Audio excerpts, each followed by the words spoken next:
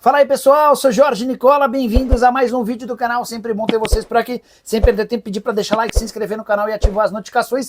Hora de falar sobre o Cruzeiro, que voltou a vencer, triunfo super importante contra o Internacional por 2-1 no Mineirão nesse sábado. Mas o grande assunto é, será que o Gabigol não tem mesmo chance de jogar como titular no Cruzeiro? A julgar pela resposta de Leonardo Jardim, enquanto a fase de Caio Jorge e Matheus Pereira for boa, o Gabigol está completamente fora das chances de se tornar titular. Dá uma olhada nas declarações do Leonardo Jardim depois de ter escalado o Gabigol apenas nos últimos 13 minutos da vitória contra o Internacional. Gabigol que havia ficado no banco de reserva sem nem sequer entrar em 2 dos 4 jogos anteriores. Leonardo Jardim disse o seguinte, abre aspas, eu sou o Leonardo Jardim e não um cara que consegue fazer mágica.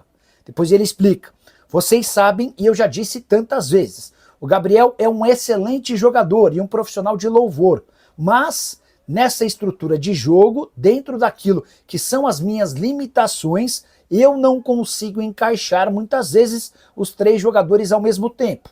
O Caio Jorge, o Gabigol e o Matheus Pereira. E ele completa.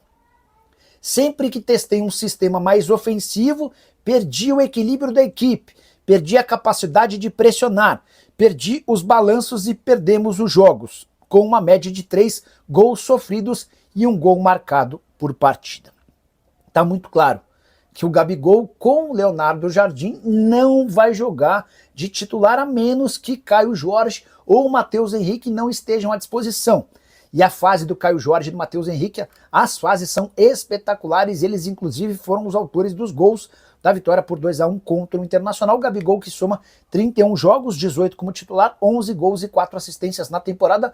Ao longo da semana afirmei e reafirmo, o Gabigol pretende deixar o Cruzeiro, ele entende que está sendo muito pouco utilizado, que ele com a sua categoria merecia ter mais minutos e se não é possível no Cruzeiro, ele não pretende arranjar confusão nem nada disso, mas vai buscar alternativas fora do país. Beleza? Não se esqueça de se inscrever no canal, deixar o seu like e ativar o sininho das notificações. Um forte abraço e até o próximo vídeo com mais notícias sobre o Cabuloso.